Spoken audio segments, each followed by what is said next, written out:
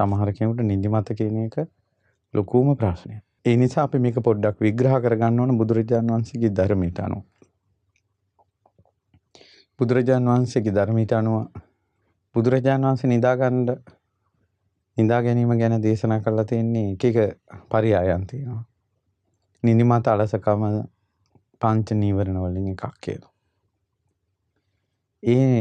හැබැයි මෙහිමයි නීවරණයකුයි නිදා ගන්නවා කියන එකයි දෙකක්.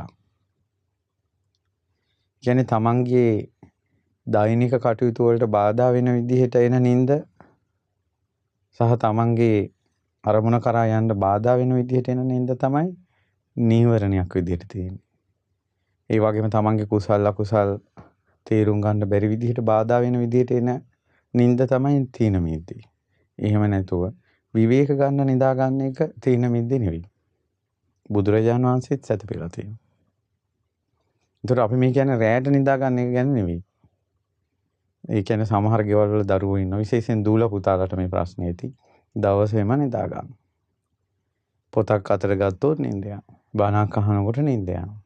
භාවනාවක් කරනකොට නිින්ද යනවා. ඒකට ඒවට නිින්ද එනවා.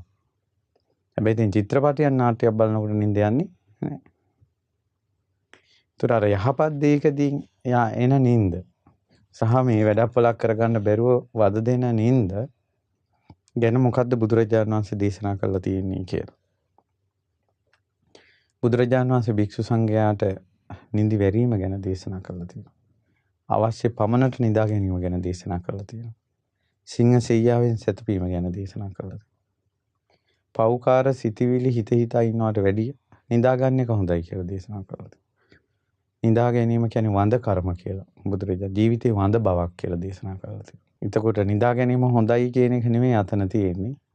පෞකාර සිටිවිලි වලින් වන හානියට වඩා අර නිදා ගන්න එක හොඳයි කියලායි බුදුරජාණන් වහන්සේ වදාළේ ඒ වඳ බව.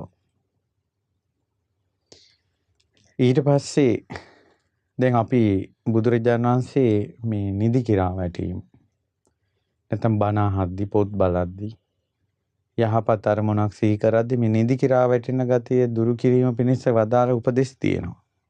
ඊට කලින් අපි කතා කරන්න ඕන දෙයක් තියෙනවා. ඒ තමයි නිින්ද කියන එක වැඩිපුර යනවා නම් ඒකට මේ භෞතික ලෝකේ මේ අපි ගත කරන ජීවිතේ වල දන්නවා ඒවට වෛද්‍ය උපදෙස් තියෙනවා. සමහරට එක රෝගයන්ට නිින්ද යන ගතිය වැඩි. සමහර රෝගයන්ට දෙන බෙහෙත් වලට නිින්ද යන ගතිය වැඩි.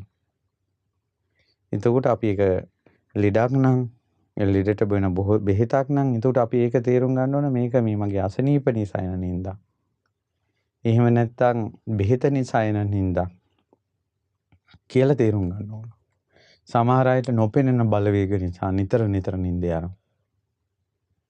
ඊළඟට ඔය යම් උවදුරු උපද්‍රව වලට ලක් වුණාට පස්සේ තරුණ ළමයිට දූලට වැටුණ තැන නිදා ගන්න. හරියට නිදා ගන්නම හිත නැග බර වෙනවා. ඊට පස්සේ ඔය වගේ නොපෙනෙන උපද්‍රව නිසා නිින්ද යන. නිින්දට වැඩි ඇබ්බැහි වෙන කටේ කාමරය අඳුරු කරගෙන. ඊළඟට වෙහෙස නිසා නිින්ද යනවා. ගොඩාක් වැඩ කරනවා. වෙහෙස නිසා. ඊළඟ රාත්‍රියේ වැඩිපුර නිදි වැරීම නිසා නිින්ද යනවා දවල් කාලේ. ඔය වගේ යම් හේතු තියෙනවා.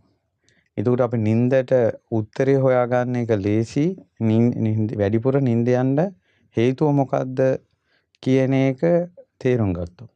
සමහර අයට නිින්ද වැඩිපුර යනවා හෝමෝන වල ක්‍රියාකාරීත්වය අඩු වුණාට පස්සේ. හෝමෝන වල මේ ඊළඟට තයිරොයිඩ් මේ ඌනතාවය සමහරව නිින්ද යන්න හේතු වෙනවා. ඒ හෝමෝන වල ක්‍රියාකාරීත්වය අඩු වීමත් නිින්ද යන්න හේතු වෙනවා. ඒ නිසා සමහර වෙලාවට වෛද්‍ය උපදේශ වෛද්‍ය ප්‍රතිකාර සමහර අයට අවශ්‍ය වෙනවා මේ වැඩිපුර නිදා ගන්න එක මුල් වෙලා. එතකොට අපි අද කතා කරන්නේ මේ දහම් පොත්පත් බලද්දී දහම් මගේ යද්දී මේ නිදි කිරා වැටීම Tamanට බාධා වුණොත් මොකද ඒකට ගන්න උත්තරේ කියලා. මේක ගැන බුදුරජාණන් වහන්සේ දේශනා කරපු දේශනාවක් තියෙනවා අංගුත්තර නිකායේ ඒ පචලායන කියලා සූත්‍රය. එතකොට ඒ සූත්‍ර දේශනාවේ බුදුරජාණන් වහන්සේ දේශනා කරනවා මේ ඒක දේශනා කරන්නේ අපේ මුගලන් මහරහතන් වහන්සේ, මුගලන් තෙරුන් වහන්සේ පැවිදි වෙච්ච මුල්ම කාලේ. ඒ වෙනකොට මුගලන් තෙරුන් වහන්සේ සෝතාපන්න කෙනෙක්. සුන්සුමාරගිර බිහිස කලා වනේ තමයි මුගලන් තෙරුන් වහන්සේ වැඩ හිටියේ. උන්වහන්සේ භාවනා කරන්න යනකොට හරියට නිදිමත එනවා.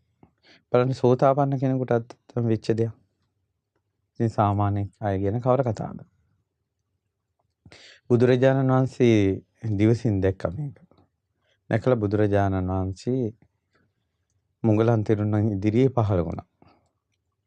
ඉක්මනට මුගලන් තෙරුන් වහන්සේ අවදි වෙලා භාවනා ඉරියව්වෙන් හිටි භාග්‍යතුන් වහන්සේට ආසන පනවලා අසුන් ගැන්නුවා. බුදුරජාණන් වහන්සේ වදාලා මොග්ගල්ලාන මේ නිදි කිරා වැටෙනව නේද කියලා. එහෙමයි භාග්‍යතුන් වහන්සේ. බුදුරජාණන් වහන්සේ දේශනා කළා මොග්ගල්ලාන යම් භාවනා අරමුණක් කරනකොට යම් කුසල අරමුණක හිත තියෙනකොට නිදි කිරා වැටෙනවා නම් ඒ හිත හිතා ඉන්න එක නැවත හිතන්න එපා. ඒ අරමුණ නැවත බහුල කරන්න එපා. එතකොට අපිට අපි කියමුකෝ දැන් පොතක් බලා ඉඳින්න නිින්ද යන්නේ. ඒ නිින්ද යන්න ඒ පොත බලන්න හොඳ නැහැ. ඒතර බලන්න සමහරකට පිටු 10ක් 15ක් කියවලා මතක නැහැ මොකවත්. සමහරට ෆෝන් එකෙන් බන අහද්දි සමහරට නිින්ද යනවා. ආයෙ මුලට අරන් ආය අහනවා. බලන්න පැය ගාණක් ගිහිල්ලා අහපු එකක් මතක නැහැ. නැවත නිින්ද යද්දි ඒ කරන දේ නැවත කරන්න හොඳ නැහැ. ඒක නතර කරන්න ඕන. නතර කරලා අර නිදිමත ගතිය මේ පහ වුණාට පස්සේ එයාගේ ආය හිත ප්‍රകൃතිමත් වුණාට පස්සේ ආය අර කුසල අරමුණ වඩන්න පුළුවන්.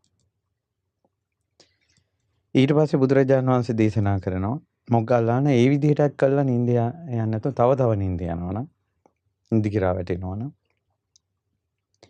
දහම් කරුණු සිහි කරනවා. බුදුරජාණන් වහන්සේ ඒ වෙලාවේ අදාළේ ඒ අර බොජ්ජංග වැඩිම ගැන තියෙන මේ ධම්මවිචේ බොජ්ජංගේ ගොඩාක් හොඳයි කියන නිදිමතට. ධර්මයේ නැවත මානසිකාර කිරීම. ඒ කියන්නේ හිත යමකට හිතන්න විහිසවන්න ඕන. ඒතකොට අර හිත හිතා හිටපු භාවනා අරමුණ නෙවෙයි, නැත්නම් බල හිටපු පොත නෙවෙයි, වෙනත් කාරණාවක් හිතන්න ඕන. ඒතකොට නිින්ද නැති වෙලා. ඊළඟට එහෙමත් හිතෙන් ධර්මයේ මානසිකාර කරද්දිත් නිින්ද නැති වෙන්නේ නැත්නම් ධර්මයේ සජ්ජායනා කරන්න ඕන. අපි කියමු ඉස්කෝලේ ඉගෙන ගන්න ළමයෙක් නම් පාඩම් කරන්න තියෙන කවියක්. ඒ වගේ අර සජ්ජායනා කරන දෙයක් කරන්න ඕන. පිරිත් සජ්ජායනා කරන එක. ඒ වගේ දෙයක්. එතකොට එහෙමත් නිින්ද නැති වෙන්නේ නැත්නම් ඒ නිින්ද අයින් වෙලා යන්නේ නැත්නම් කන් දෙක රතු වෙනකල් අත් දෙකෙන් පිරිමදින්න ඕන. අතපය පොඩි කරගෙන මේ අත් දෙකෙන් හොඳට කන් පිරිමදින්න ඕන. එතකොටත් නිින්ද නැති වෙන්නේ නැත්නම් නැගිටලා මෝහන සෝදලා වටපිට බලන්න ඕන. එළියට ගිහිලා අහස දිහා බලන්න ඕන. හොඳට වටපිට බලන්න. එහෙමත් නිින්ද නැති වෙන්නේ නැත්නම් ආලෝක සංඥාව වඩන්න. ආලෝක සංඥාව කිව්වේ ඉතින් මේ භාවනා කරන අය දන්නවා, යෝගීන් දන්නවා ආලෝක සංඥාව හුරු කරගන්නවා. දහවල් කාලේ වගේම රෑ විදිහට රෑ අඳුර වෙලා තිබ්බට අඳුර මිසක්කා ඒ දහවල් කාලේ පෙනෙන දැනෙන දේවල් ඒ විදිහටම තියෙන බව හිතට ආලෝකය ඇති කරගන්න. ඕක නිසා තමයි ගොඩාක් නිින්දට සමීප කාරණාවක් තමයි අඳුර. ඒ නිසා ගොඩාක් නිදා ගන්න අය බලන්න පොඩ්ඩක් කාමරේ අඳුර කරගන්නවා. ජනෙල් දොරවල් වහගෙන ඊළඟට කර්ටන් එළිය අඩු වෙන විදිහට කර්ටන් දාගෙන. එතකොට නිින්දෙන් Tamanට ගැලවෙන්න ඕන නම් Tamanගේ කාමරේට නිතර එළිය වැටෙන විදිහට තියෙනවා. එකක් තමයි කර්ටන් තියෙනවා නම් ලොකු අඳුර වෙන ඒ කර්ටන් හොඳට ඇරලා තියෙනවා. කර්ටන් දාගන්න අවශ්‍ය නම් අර දුහුල් කර්ටන් එක දාගන්න ඕන. හොඳට එළිය එන විදිහට. පාඩම් කරන ළමයිට ගොඩාක් හොඳයි ජනෙල් පැත්තේ මේසෙ තියාගන්න ඕනේ. ජනෙල්ෙත් එක්කම. ඒතකොට තමන් පාඩම් කරනකොට හැම වෙලාවෙම ඇහැට එළිය එනවා මේ පැත්තේ. ඊට පස්සේ කාමරේ අඳුර නම් ගොඩාක් හොඳයි එළියට ඇවිල්ලා. එළියේ ගහක් යට නැත්නම් එළියේ කොරිඩෝවේ. ඔයගේ එළිය එන යන තැනක ආලෝකයේ තියෙන තැනක පාඩම් කරන එක. භාවනා කරන කෙනා ආලෝක සංඥාව හිතට ආලෝකේ ගන්නවා. ඊට පස්සේ එහෙමත් හරියන්නේ නැත්නම් සක්මන් කරන්න ඕන. ඒතර භාවනා කරන කෙනා සක්මන පුරුදු කරගන්න ඕන. ඉතින් ළමා ළපට ඉන්න හොඳ ක්‍රමයක් තමයි සමහර අය මම දැකලා තියෙනවා ඇවිද ඇවිද පාඩම් කරන ඒවා. අර එකම ඉරියව්වකින් ඉන්නේ නැතුව පොඩක් ඉරියව් වෙනස් කරන එක. ඇවිදින එක පොඩ්ඩක්. මේ ඔක්කොම කරන්න ඉතින් Tamanට අර නිදිමතෙන් ගැලවෙන්න ඕන උවමනාව තියෙන්න ඕන. ඊට පස්සේ ওই කිසිම ක්‍රමයකින් නිින්ද නැති වෙන්නේ නැත්තම් මොහොතක් නිදා ගන්න ඕන නැගිටින අරමුණ සිහි කරගෙන. ඒ කියන්නේ මම නැගිටිනවා. විනාඩි මෙච්චරකින් විනාඩි 10කින් මම නැගිටිනවා කියලා පොඩ්ඩක් නිදා ගන්න ඕන. නිදා ගන්න නම් සිංහ සෙයියාවෙන් එක දකුණු ඇලේට හාන්සි වෙලා අත් දිග හැරලා පයෙන් පා තියලා සිංහ සෙයියාවෙන් නිදා ගන්නවා විනාඩි කිහිපයකින් ඇහැරෙනවා කියලා. ඒ ඇහැරිච්ච ගමම නැගිටින්න ඕන. ඇඳේ පෙරලි පෙරලි ඉන්න හොඳ නැහැ. එහෙම වෙච්ච ගමම නිින්ද නැති වෙනවා. ඒතර සමහර නිින්ද වැඩි වෙහෙස වැඩි අය කරන දෙයක් තමයි පොඩි වෙලාවක් විනාඩි 15ක් 10ක් උපරිම පැය භාගයක් විතර වගේ දවල් නිදා ගන්නවා. නිදාගෙන නැගිටිනවා. නැගිටින අනිත් ටික හොඳට ෆ්‍රෙෂ් පිට අනිත් වැඩ ටික කරගෙන යනවා. අර නිදි කිරා අර පණ නැතුව ඔහේ මාන්දම වගේ කරගෙන යන්නේ නැතුව එහෙම කරන අය ඉන්නවා. එතකොට මේවට තියෙන අභ්‍යාස. අර එක තැනකට කොටු වෙලා එක විදිහට ඉන්න නිසා ගොඩක් නිින්ද වැඩි වෙනවා. අනිත් එක තමයි පැහැදිලිම කාරණාව තමයි ඔයාලා හිතන්නේ ඔයාලගේ පවුලේ ගොඩාක් වගකීම් දරන අම්මා තාත්තා ඉන්නවා.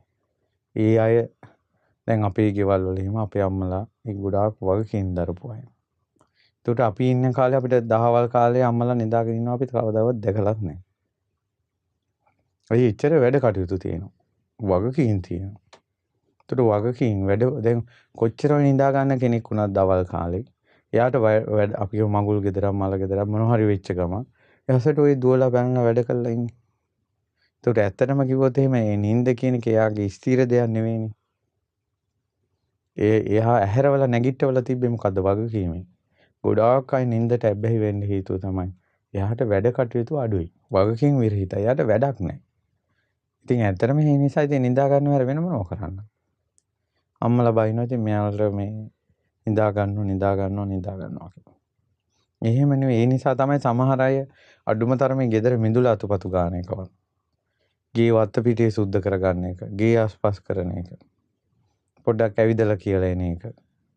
ඔය වගේ අර මොනවා හරි දෙයක්. එහෙම නැත්නම් මොනවා හරි අභ්‍යාසයක් කරන එක. ඉතින් අර නිකම්ම ඉන්නේ නැතු. ඒ නිසා සමහර ළමයි නිකම්ම ගෙදර ඉන්නවා නම් ඊට වැඩිය ඔය නිකන් ඔය කාය ව්‍යායාමයකට හරි මොනවා හරි එක්සර්සයිස් කරන වැඩකට හරි මොකකට හරි දෙයකට යොමු වෙන්න ඕනේ. ඉතින් ඒ වාගේ බාහිර ප්‍රායෝගික දෙයකට යොමු නොවුනොත් එහෙම දෙකයි සිද්ධ වෙන්නේ. එක්ක නිදා ගන්නවා නැත්නම් ෆෝන් එකේ. වැඩ කටයුතු අඩු වුණාට පස්සේ වගකීම් නැති වුණාට පස්සේ සිද්ධ වෙන එකක්. ඒසවද ළමයිට දෙමව්පියෝ මේ අය නිදා ගන්නවා ෆෝන් එකට ඇබ්බැහි වෙලා ඉන්නවා කියලා කියනවට වඩා ඒ ළමයිට කරන්න දෙයක් වගකීමක්. රස්සාවකට දැන් නිකම් වයස හරිනම් රස්සාවකට යොමු කිරීම. කෝස් එකක් කරන්න යොමු වීම. අධ්‍යාපන කටයුතු වලට යොමු කිරීම. ඔය වගේ දෙයකට යොමු වෙන්න ඕන. දැන් ඔය ගෙවල් වල දවසෙම බුදියන් හිටපු කොල්ලෝ කොරියන් විභාගෙ ලියලා සමහරලාට කොරියාව යනවා. පැය 12 එක දිගට වැඩ කරන්න ඕන. ඔය මොන නිදාගෙනද? පැය 12ක් වැඩ කරන්න. සමහර අය රැය එළියෙන් කළ වැඩ කරන්නේ. වගකීම් ගෙවල් වල ජීවත් වෙන ක්‍රමයක් නැතුව ඔය තාත්තලා එහෙම සිකියුරිටි ජොබ් එකක් එහෙම ගත්තොත් එහෙම පොඩ මිනිස්සු බලන්නකෝ. ඉතින් වගකීම කියන්නේ රැය එළියෙන් කළ ඇහැරලා නින්ද ගියා සටහන් ගහලා ඇහැරිලා ඊළඟට අපි ගමු හයිවේ එකේ ගත්තොත් එයාලා ජොබ් එක. ඒතර රැය එළියෙන් කළ එයාලගේ ජොබ් එක රාත්‍රී සේවය. කඩයක් ගත්තොත් හෝටලයක් ගත්තොත් දැන් මේ මිනිස්සු ඇහැරවලා තියෙන්නේ මොකකින්ද? වගකීමකින්. ඒ නිසා නිින්දෙන් ගොඩාක් පීඩා විඳින්න එක හේතුවක් තමයි. එකම හේතුව නෙවෙයි එක හේතුවක්. ඒ තමයි වගකීමක් නැති බව. තවත් කටයුත්තක් නැති බව. මේ වගකීම හිතට ගත්තේ නැති බව. මේ නිින්ද කියන එක මනෝභාවය. ඊළඟට අපි අනුරුද්ධ තෙරුන් වහන්සේ නිින්ද කියන එක පාලනය කරලා තියෙනවා අවුරුදු 25ක්. මම නිදා ගන්න නැහැ කියන අදහසින් ඉඳලා ඇහැරලා බණ භාවනාවෙන් ඉඳලා තියෙනවා. නිදා ගන්න සිතවිල්ලක්වත් ඇවිල්ලා නැහැ තව අවුරුදු 25ක්. අනුරුද්ධ තෙරුන් අවුරුදු 55ක් නිදාගෙන නැහැ. එහෙමත් ඉඳලා තියෙනවනේ පින්වතුනි. මුළු රැයක් එළි වෙනකල් නිදාගෙන ඉඳලා උදේ නැගිටලා මූණකට හොදාගෙන එළියට එන කෙනෙකුගේ මූණට වැඩිය ප්‍රියමනාපයි අනුරුද්ධ තෙරුන් වහන්සේගේ මෝහ මණ්ඩල.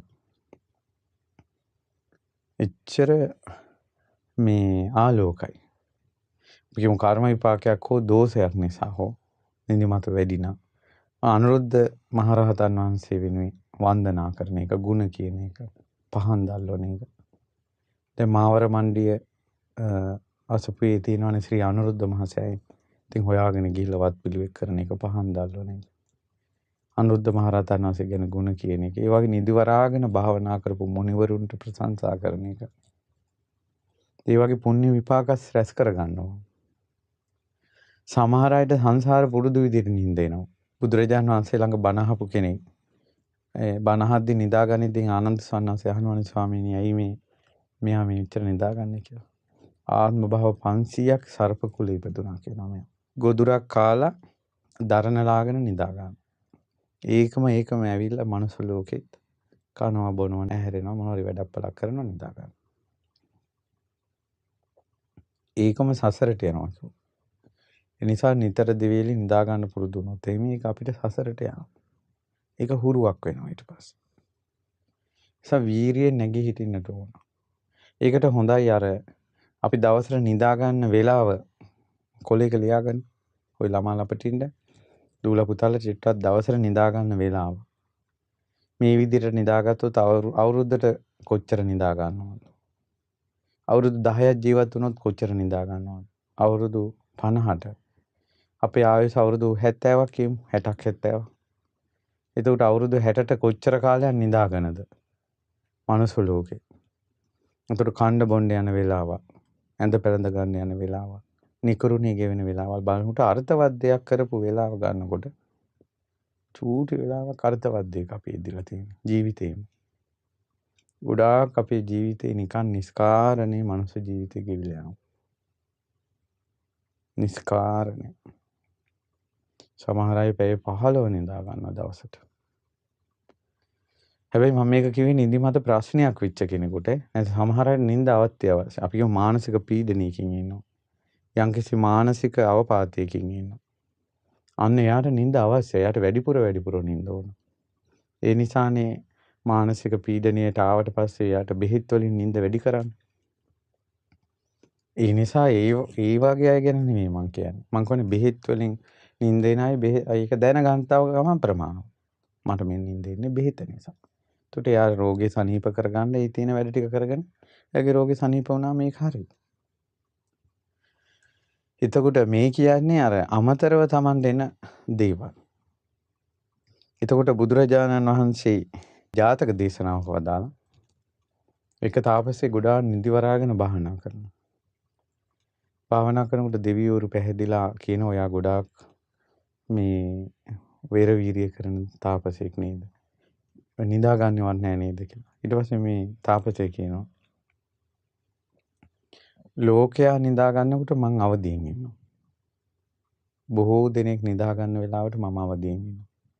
හැබැයි බොහෝ දෙනෙක් අවදියෙන් ඉන්න වෙලාවට මම නිදාගෙන ඉන්නවා. අර දෙවියන් ඔයා කියපු දේ මට තේරුන්නේ නැහැ ඊට පස්සේ කිව්වා මේ ලෝකයේ මිනිස්සු කාය දුස්චරිතේ, වචී දුස්චරිතේ, මනෝ දුස්චරිතේ කියන කෙලෙස් වලින් වැහිලා ඉන්නේ. ඒ මිනිස්සු මට පේන්නේ නිදාගෙන ඉන්නවා වගේ. ඒ වෙලාවේ මම කෙලෙස් දුරු කරනවා. එතකොට මම අවදියෙන් ඉන්නවා. ඒ නිදාගෙන ඉන්න මිනිස්සයානේ මොනවක් කරගන්න බැරි. යා නිදාගරනේ. එයාට මොකවක් කරගන්න බෑ. එතකොට එන රාගයට අනුව කටයුතු කරනවා. ද්වේෂයට කටයුතු කරනවා. මෝහයට කටයුතු කරනවා. එන අකුසලයට එයා කටයුතු කරනවා. එයාට මොන විරුද්ධව ඇටැක් කරන්න බෑ. එතකොට එයා නිදාගෙන ඉන්න අය වගේ. හැබැයි මම රාගය දුරු කරනවා, ද්වේෂය දුරු කරනවා, මෝහය දුරු කරනවා. එතකොට මම මේ නිදාගෙන ඉන්න මිනිස්සු ගොඩේ මම අවදියෙන් ඉන්නවා. කියලා ඒ තාපසතුමා කියනවා මේ ඇහැ ඇරලා ඉන්න එක නෙවෙයි කියනවා. අවදියෙන් ඉන්නවා කියනවා. ඊට පස්සේ දෙවියෝ අහනවා එහෙනම් ඔයා නිදාගෙන ඉන්නවා කිව්ව කතාවක් කිව්වේ. ලෝකයේ අවදියෙන් ඉන්නකොට ඔයා නිදා ගන්නවා කිව්වේ. ඊට පස්සේ තාපසතුමා කියනවා මම දන්නවා මේ ලෝකේ යම් කෙනෙක් ඊරිසිවරු පහළ වෙනවා. තථාගතයන් වහන්සේගේ ශ්‍රාවකයන් වහන්සේලා රාගේ දුරු කළ, ද්වේෂේ දුරු කළ, මෝහේ දුරු කළ. නිට්ඨාවටම රාගේ දේශ මොහ දුරු කරපු මුනිවරු ලෝකේ වැඩ වාසය කරනවා. උන්වහන්සේලා තමයි අවදියෙන් ඉන්නේ. එතකොට රාගය සම්පූර්ණයෙන්ම දුරු නොකරපු මම, ද්වේෂය සම්පූර්ණයෙන් දුරු නොකරපු මම එතකොට ඒ රහතන් වහන්සේලා ඉදිරියේ මම නිදාගෙන ඉන්න කෙනෙක්. ලෝකයේ ඉදිරියේ මම හැරලා ඉන්නවා. රහතන් වහන්සේලා ඉදිරියේ මම නිදාගෙන. දිවුරු ඒ දහම් කතාවට හරියට පැහැදුනා කියනවා. බලන්න මේ නිින්ද ගැන හිතන විදිහ. ඉතින් බුදුරජාණන් වහන්සේ දේශනා කළා මේ නිදිමත කියන එක නීවරණයක් විදිහට වැඩ කරනකොට. බුදුරජාණන් වහන්සේ වදාලා පහක් ඇහැරෙනකොට පහක් නිදා ගන්නවා. පහක් ඇහැරෙනවා කියන්නේ සද්ධා, විරිය, සති, සමාධි, ප්‍රඥා කියන ඉන්ද්‍රිය ධර්ම හිතක ප්‍රකට වෙච්ච ගමන් කාමච්ඡන්ද, ව්‍යාපාද, තීන මිද්ද, උද්ධච්ච, විචිකිච්ඡා කියන පංච නීවරණ නිදා ගන්නවා. කියන්නේ එයාලා ඒ වෙලාවට වැඩ කරන්නේ. ශ්‍රද්ධාව හොඳට වැඩ කරනකොට විරිය, සතිය, සමාධිය, ප්‍රඥාව හිතේ වැඩ කරනකොට පංච නීවරණ නිදා ගන්න. හැබැයි යම් වෙලාවක පංච නීවරණ නැගිට්ටොත් එහෙම කාමච්ඡන්ද, ව්‍යාපාද, තීන මිද්ද, උද්ධච්ච, කුච්ච, විචිකිච්ඡා පංච නීවරණ නැගිට්ටොත් එහෙම ශ්‍රද්ධා, විරිය, සති, සමාධි, ප්‍රඥා කියන මේ ඉන්ද්‍රිය ධර්ම නිදා ගන්න. ඉතින් ඒ නිසා තමයි අර පංච නීවරණ දුරු කිරීම පිණිස භාග්‍යවතුන් වහන්සේ ක්‍රම වදාළා. අපි ක්‍රම දෙකක් කරන්න ඕන. පංච නීවරණ දුරු කරන්න අභ්‍යාස කරන්නත් ඕන. සද්ධා, විරිය, සති, සමාධි, ප්‍රඥා ප්‍රගුණ කරන්නත් කරන්න. යම් වෙලාවකට මේක යටපත් වුණොත් මේක ඉස්මතු වෙනවා. යම් වෙලාවක මේක ඉස්මතු වුණොත් මේක යටපත් වෙනවා. ඒකයි. ඒ නිසා ඔබට නිදිමතත් එක්ක පංච නීවරණත් එක්ක සටන් කරගන්න තීරෙන්නේ නැත්නම් සද්ධාව උපද්දව ගන්න අපි මහන්සි වුණොත්. වීරිය උපද්දව ගන්න මහන්සි වුණොත්. සතිය උපද්දව ගන්න මහන්සි වුණොත්. සමාධිය උපද්දව ගන්න මහන්සි වුණොත්. වීරිය උපද්දව ගන්න මහන්සි වුණොත් ඒ තුලින්ම නීවරණ යට වෙනවා. සමහර වෙලාවට විසඳුම වෙන්නේ අඳුරත් එක්ක පොර බදිනවට වඩා ආලෝකයේ කරා යෑම තමයි විසඳුම වෙන්නේ. ඒ නිසා මේ කරුණු කාරණා තේරුම් ගන්න ඕන. එතකොට නිදිමතට ගැන තමයි අපි අද විසඳුමක් කතා කළේ. ඉතින් ඒක නොඑක ආකාරයෙන් අපි විසඳුම් කතා කළා. ඉතින් ඔබට ගැළපෙන උත්තරේ ගන්න. ඒ නිසා ජීවිතයේ යම් කාරණාවකින් හිත විඳවන කෙනෙකුට මේකත් බුදුරජාණන් වහන්සේගේ ශාසනයෙන් උපදේශක් වේවි.